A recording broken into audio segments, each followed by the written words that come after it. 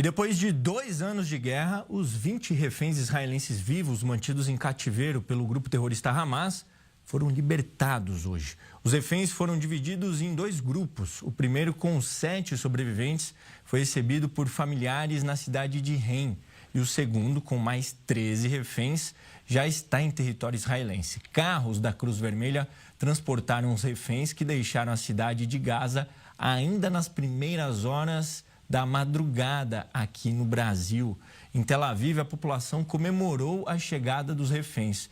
Responsável por mediar o acordo de cessar-fogo, o presidente dos Estados Unidos, Donald Trump, esteve em Israel, no parlamento, fez um discurso longo e é justamente sobre isso que nós vamos repercutir agora aqui no Hora News. E quem vai chegar para nos ajudar a entender o momento de hoje, o dia de hoje histórico, principalmente em relação ao conflito, é o Rodrigo Medina, chefe do Departamento de Relações Internacionais da Universidade Federal de São Paulo, a Unifesp. Muito obrigado por ter aceito o nosso convite. Professor, já queria começar a falar com o senhor. Momento histórico, mas que ainda é preciso muita atenção, né? As negociações estão no decorrer. Sem dúvida, Pedro. Bom dia a todos os nossos espectadores. O ceticismo é bastante recomendável, ainda que se tenha que comemorar e muito a libertação de todos os reféns ainda mantidos sobre custódia do Hamas.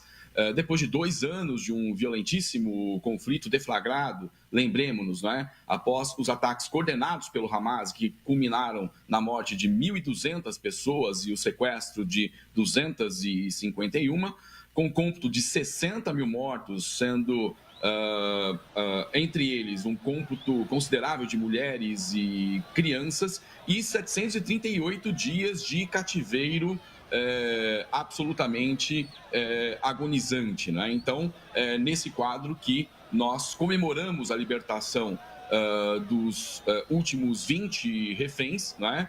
Exatamente aqueles que a inteligência de Israel acreditava estarem vivos, e ainda se aguarda a restituição dos corpos daqueles que ainda precisam ser sepultados, né, junto aos seus entes queridos.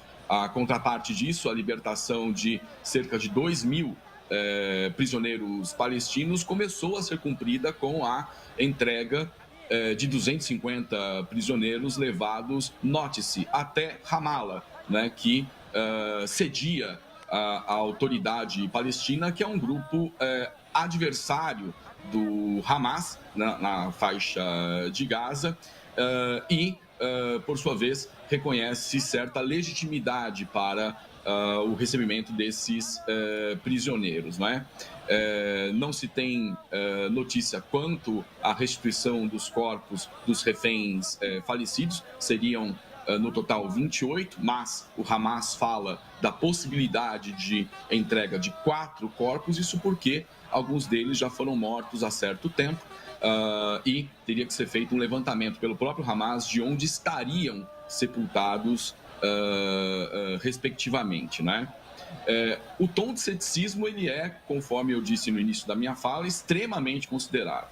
Por quê? Nós já tivemos 2 propostas de cessar-fogo, 2 acordos de cessar-fogo, um de novembro de 2003 e outro de janeiro de 2005, que foram cessar-fogo, primeira etapa de um acordo muito mais amplo, e que não se tem garantias de que será cumprido, não é? O que acordaram Hamas e Israel seria apenas quanto aos termos desta primeira etapa, né, que inclui, além da libertação dos reféns, o recuo das forças de defesa de Israel na faixa de Gaza, a entrada de mais caminhões de ajuda humanitária com comida, água e medicamentos, né? E nós vimos o quanto essa primeira fase apenas foi aprovada com uma pequeníssima maioria e com muita dificuldade, dada a frágil base de apoio em que sustenta o governo de Benjamin Netanyahu.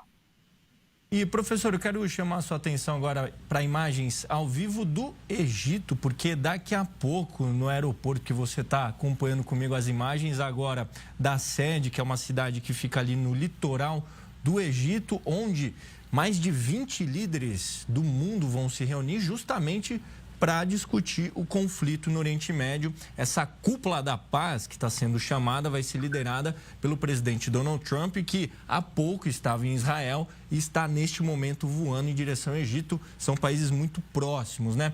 Professor, é a partir dessa cúpula, talvez, que a gente vai ter um direcionamento para o futuro da situação ali na região, professor? É um importante marco, sem a menor sombra de dúvidas, porque tende a exercer uma importante pressão sobre o próprio governo de Benjamin Netanyahu para que os termos subsequentes do acordo apresentado no final de setembro pela Casa Branca sejam cumpridos, em que pesem as dificuldades na arena política interna para a sustentação do governo Benjamin Netanyahu. Nós temos aí uma outra força de pressão que para a tomada de decisão importa, né, nos cálculos de risco político do governo do próprio Benjamin Netanyahu.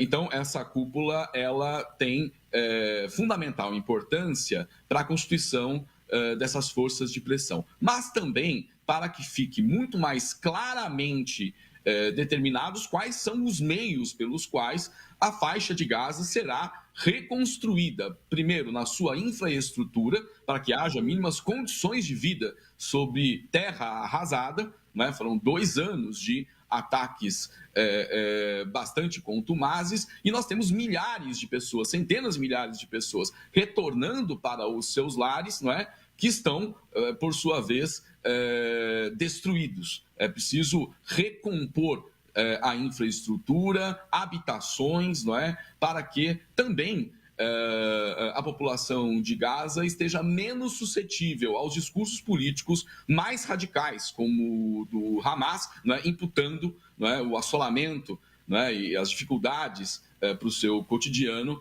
não é?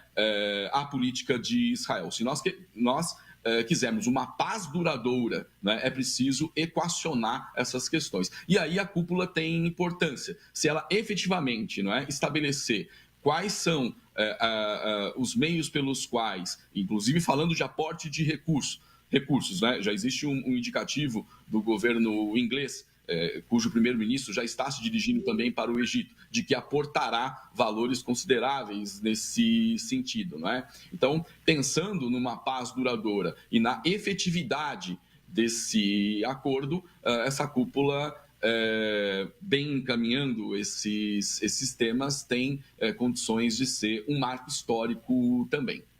E, professor, quem que vai pagar a conta? Pois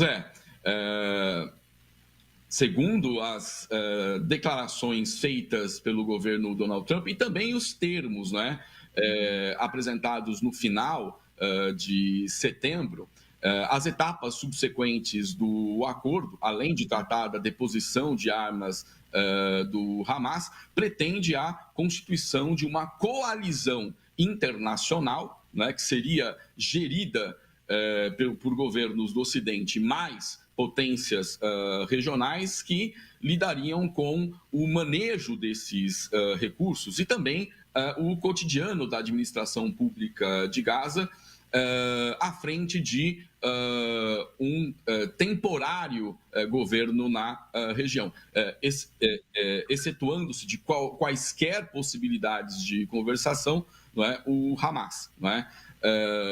Isso está bem claramente dado nos termos do acordo apresentado no final de setembro. A cúpula de paz tende a encaminhar agora as etapas subsequentes do acordo e tem centralidade a definição exatamente disso, né? Do aporte dos recursos que deverão reconstruir a região. E, professor, agora eu queria que o senhor trouxesse uma análise a respeito do qual que é o impacto agora no Oriente Médio. Porque nós sabemos que Israel, além de combater o Hamas, também combateu outros grupos terroristas. Acabou terminando com aquele eixo do mal que era muito falado, que era justamente grupos terroristas que faziam pressão em Israel. E agora, como que fica o desenho do Oriente Médio? muda consideravelmente. Se nós levarmos em consideração, ainda que o intuito, que foi muitas vezes verbalizado pelo governo de Benjamin Netanyahu, fosse não propriamente aquilo que nós estamos vendo hoje, mas a destruição completa do Hamas e a tomada integral da faixa de Gaza. A dificuldade que eu mencionei há pouco de o acordo de paz, na sua primeira etapa, ser aprovado internamente ao governo de Israel, diz respeito, sobretudo, à reticência em se reconhecer um Estado palestino que, nos termos do acordo, aparece ali esboçado, né? E anuir com uma espécie de anistia aos membros do Hamas, desde que deponham armas, né? Então, ainda que o intento do governo de Benjamin Netanyahu não tenha sido alcançado e que ele venha a se defrontar, como já está se defrontando, com questões graves de instabilidade interna para manter-se no poder e ser, inclusive, reeleito, né, num horizonte próximo, chegada a esta etapa de resolução parcial do conflito Israel e Hamas, Israel encontra-se notadamente reposicionada na política de poder regional, não é? Ao longo deste conflito, chegou a deflagrar ataques, não é? A potências circunvizinhas, né? Sobretudo aquelas, de alguma forma, tidas como inimigas de Israel, caso do Irã, né? Lembremos-nos, não é? Atacou também a Síria, enfim, outros atores regionais agora lidam na política de poder com Israel com uma fortaleza militar de primeira grandeza que demonstrou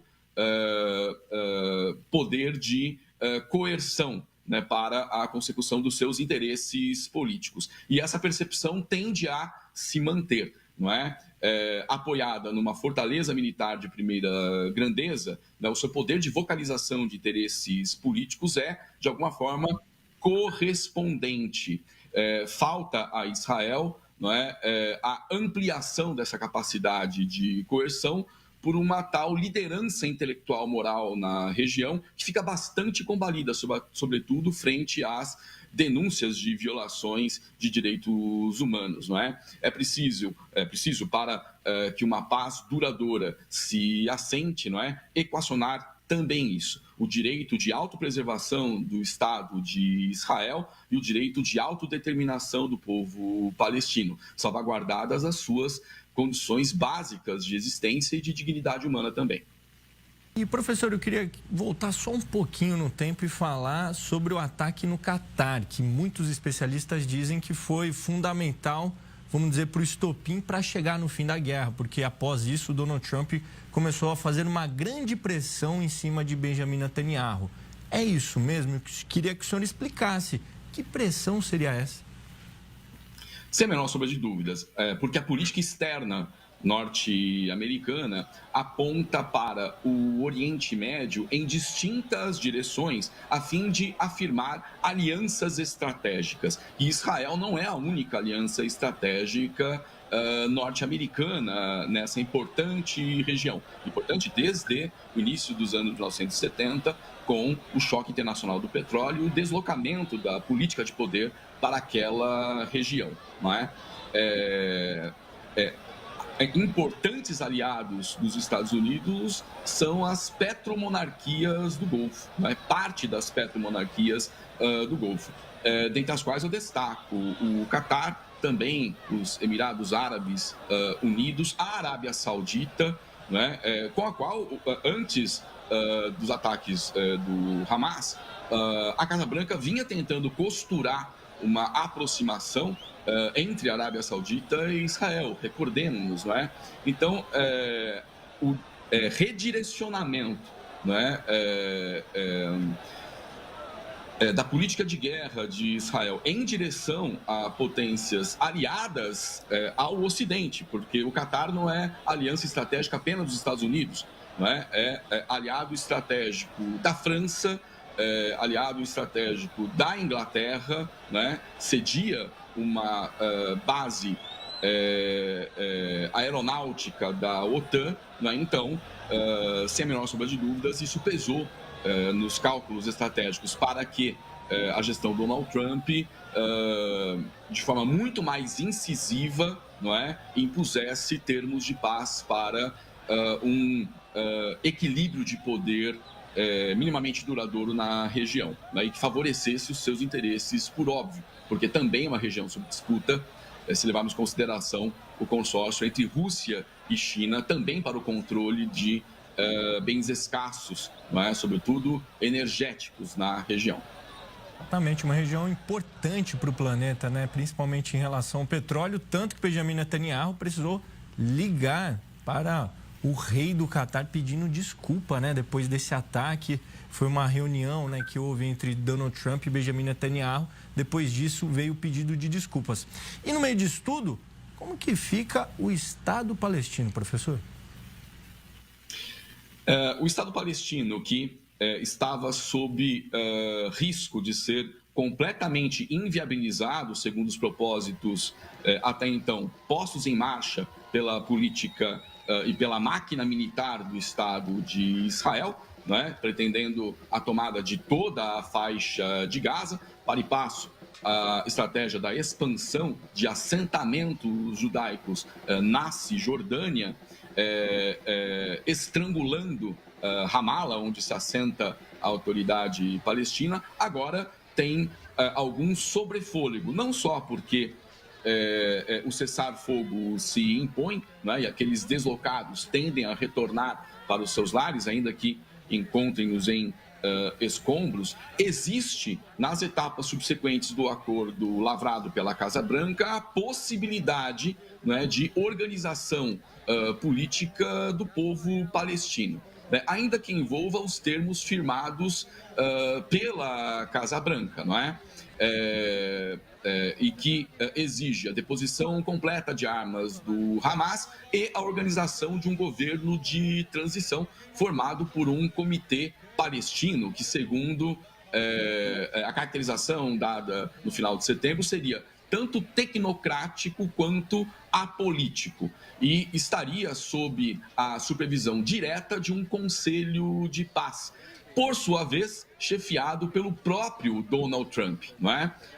E também, segundo lavrado no próprio esboço de acordo, por uma força internacional de estabilização composta por quadros estrangeiros e a quem caberia definir os contornos de uma nova política palestina, a quem devesse ser posteriormente entregue, não é, a gestão política da região. É claro que, concedendo-se ao longo desse processo a difícil tarefa da reconstrução de Gaza, não é?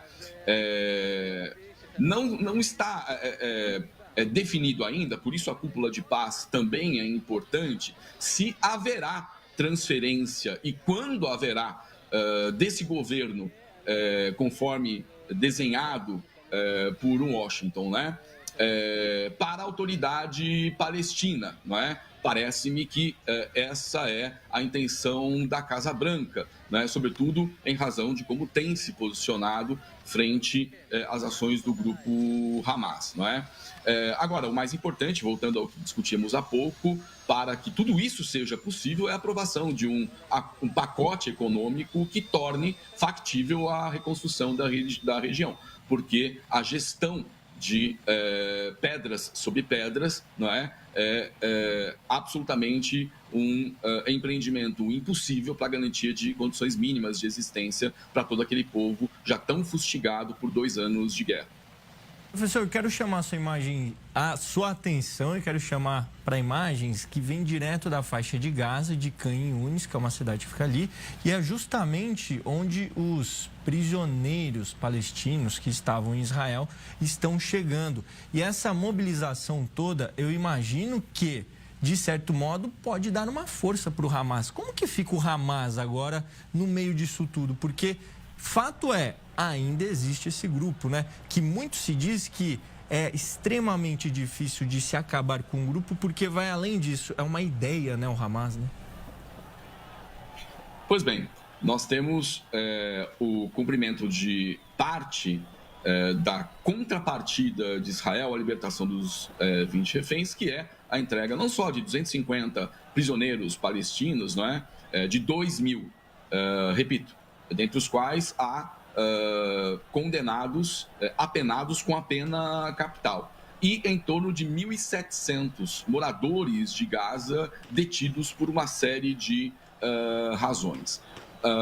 Vale lembrar que todos os termos apresentados no final de setembro pela Casa Branca e que propõem a reconstrução da faixa de Gaza, a recomposição, melhor dizendo, na criação de uma nova gestão política para o território palestino, o que poderia se tornar um Estado palestino, excluem o Hamas de todo e qualquer fórum de conversação, não é? E impõem o desarmamento do grupo para a concessão de anistia por crimes cometidos ao longo desses 2 anos e em períodos pretéritos. No entanto, há a realidade concreta que pode apresentar impedimentos bastante claros para que esse projeto se realize. E há uma correlação bastante clara entre a violência, a contundência da guerra e o flagelo do povo palestino e a condição de radicalização política que permite a conformação de uma base de apoio considerável a grupos como o Hamas, não é? Também a Jihad Islâmica e outros grupos na região, não é? Portanto, se nós quisermos pensar, repito, numa paz duradoura, não é? Formas de retrabalho de consciências políticas dependem diretamente da consecução de uma paz duradoura e de dignas condições de vida, de existência para essas coletividades, não é? Elementos sem os quais o depósito de expectativas, a outorga dos seus próprios destinos a esses discursos mais radicais se torna inviável, né? Nós temos que impedir exatamente a conformação dessa base de sustentação, não é? E, para isso, é imperativo que dignas condições de existência sejam viabilizadas para essas coletividades palestinas. Sem dúvidas. E, professor, eu queria uma questão ampliando um pouco. O que acontece atualmente no Oriente Médio pode ter algum impacto na Ucrânia, por exemplo? Sim e não. Evidentemente, existe um enlace entre atores centrais no sistema mundo moderno, não é? Não só por conta de redes de aliança que são formalmente instituídas, mas na própria política de poder, não é? Questões de segurança internacional, de economia e política internacional, ao passo da crescente mundialização do capital, tornam as dinâmicas de interdependência entre esses atores, não é? Muito mais aguda, ou seja, os Estados nacionais soberanos dependem muito mais uns dos outros do que em tempos anteriores. E, sobretudo, quando nós estamos falando do manejo de recursos energéticos, não é? E de geopolítica nas relações internacionais, ambas as frentes têm possibilidades de aproximação, né? O conflito médio-oriental ele tem impacto decisivo sobre a formação dos preços do petróleo, por exemplo, tanto quanto de gás natural, né? Essa é uma condição bastante semelhante àquilo que se verifica no concurso da guerra da Rússia contra a Ucrânia e que diz respeito também no tabuleiro geopolítico, não é? As próprias estratégias da OTAN para a gestão política de parte considerável do sistema mundial, não é? A contestação russa ao avanço da OTAN é a própria contestação as pretensões de orquestração de uma ordem mundial que não interessa a todos os atores, e muitos deles centrais nesse sistema, como Rússia e China, não é? No entanto, com a implementação dessa primeira fase do acordo de paz, as possibilidades de unificação de ambos os conflitos, né, numa mesma contenda ampliada, diminuem consideravelmente, não é? E, depositadas as nossas expectativas por quão céticos estejamos, refiro-me à parte considerável de analistas internacionais, não é? Quanto às possibilidades de Israel, sobretudo, cumprir todas as etapas do acordo, que serem factíveis as etapas subsequentes, conforme acordado por essa cúpula de estados, a possibilidade de unificação dessas duas frentes resulta bastante diminuídas. E, professor, de certo modo, tem uma correlação, mas nada é tão simples. Agora, na prática, Israel conseguiu o que queria? Veja, vamos distinguir aqui distintas esferas que constituem a realidade israelense. Uma coisa é o Estado de Israel, outra coisa é o governo de Benjamin Netanyahu, não é? Que tem mandato, não é? Ou seja, ele não é eterno. O Estado de Israel permanece, o governo de Benjamin Netanyahu é transitório, e consideremos o povo, não é, de Israel, inclusive o povo judeu na diáspora, não é, sobre os quais recaem muitas das adversidades de um tempo de guerra de 2 anos e de tal forma arrefecida, não é? Judeus na diáspora lidam com um fenômeno grave do antissemitismo e que sempre que em contextos de guerra tem se agravado. Bom, considerando-se essas 3 estruturas distintas, por quão relacionadas estejam, eu prefiro perguntar: o governo de Benjamin Netanyahu conseguiu o que queria? Certamente não. Parte do que desejava, sim, a restituição dos reféns, não é? Mas a resolução, conforme apontada pela Casa Branca, não dá ao governo de Netanyahu qualquer sobrevida frente às contradições internas que tem enfrentado. Quanto ao povo e ao Estado de Israel, existe uma identificação muito direta entre essas duas estruturas, não é? A gente pode chamar, usando como referência aqui Benedict Anderson, né, que a nação é uma comunidade imaginada, é uma comunidade de sentimentos, e o Estado é uma arquitetura jurídico-formal, não é? Há uma identificação entre Estado e povo nesse sentido. Para o povo de Israel, inclusive judeus na diáspora, o alcance dessa etapa de paz, com a implementação da primeira fase desses acordos e a volta para casa de 20 reféns dos 251, os 20 últimos, não é?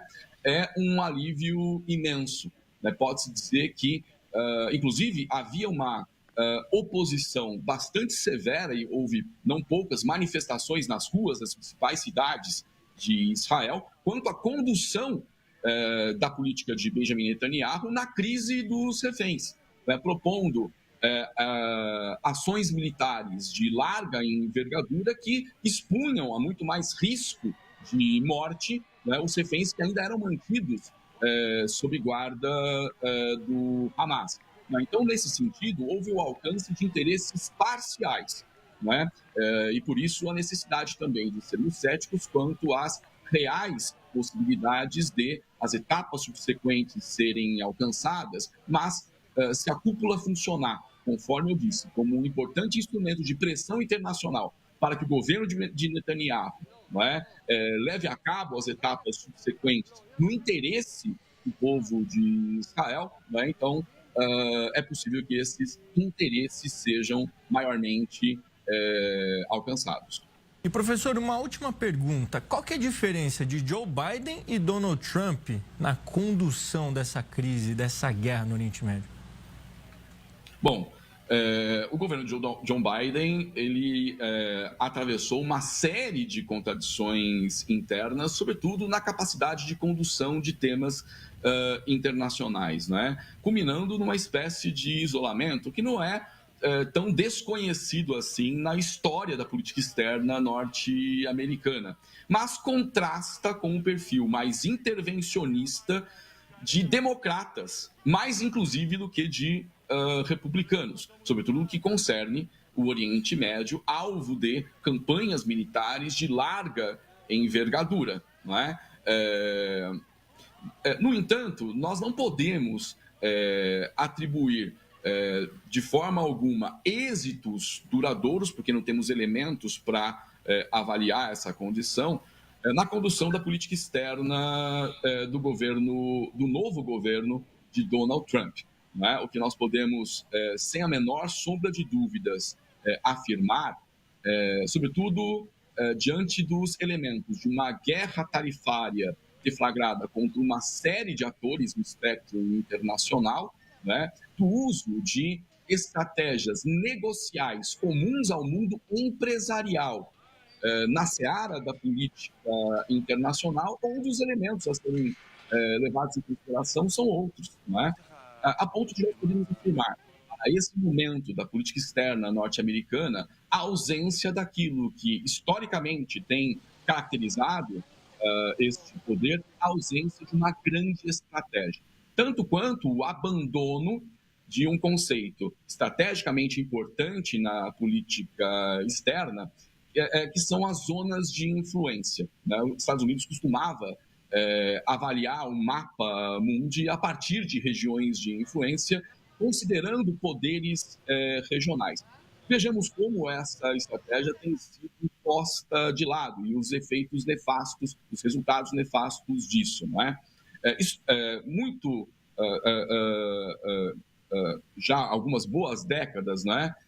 México e Canadá, por exemplo, são atores considerados sobre a esfera da influência do poder norte-americano no norte do hemisfério ocidental. Pois bem, o tarifaço, de forma indiscriminada, atingindo a esses atores, os aproxima do Mercosul, fortalecendo o Mercosul, que, por sua vez, os Estados Unidos veem com não bons olhos, não é? Outro exemplo nesse sentido é o fato de a guerra tarifária, né, movida contra tantos atores, ter, sobretudo, contra a União Europeia, ter destravado o acordo entre Mercosul e União Europeia, que deve ser assinado em dezembro. Nós estamos falando aí de 1/4 do comércio mundial e de um mercado consumidor que é o dobro do mercado norte-americano, ou seja, resolve problemas e não no curto prazo, não. É no médio e longo prazo para muitos dos atores combalidos pela indiscriminada tarifação, não é, deflagrada pelo governo de Donald Trump. Há muitos outros exemplos a dar. Por exemplo, a aproximação entre Índia e China. Historicamente, a política externa norte-americana tem tentado evitar que se aproximem. Não é? Em poucas semanas, o tarifaço, atingindo a ambos os atores, produziu uma tamanha aproximação entre ambos que, se somarmos isso ao fortalecimento dos BRICS, tem produzido o inverso daquilo que declaradamente desejaria a política externa norte-americana. Bom, isso é resultado de uma gestão negocial comum ao ambiente privado das grandes corporações na condução, não é, de uma potência de primeira grandeza, tanto em termos de infraestrutura econômica quanto de fortaleza militar, e para a qual vem carecendo desde há muito tempo, não é, de estratégias de legitimidade para o concurso de um poder cada vez mais visto de forma deletéria, né, produzindo desgastes da sua imagem política no cenário internacional, que ficarão como herança nefasta para as próximas gestões do Estado norte-americano. É assim que eu avalio o quadro conjuntural. Isso, professor, tudo interligado, mas nada simples, tudo muito complexo, né? Agradeço muito essa aula, nos ajudou a entender o atual momento no Oriente Médio, que de fato a gente precisa acompanhar de perto para saber o que vai acontecer, né? Agradeço novamente Rodrigo Medina, chefe do Departamento de Relações Internacionais da Universidade Federal de São Paulo, Unifesp. Obrigado, viu, professor? Eu que agradeço, estou à disposição.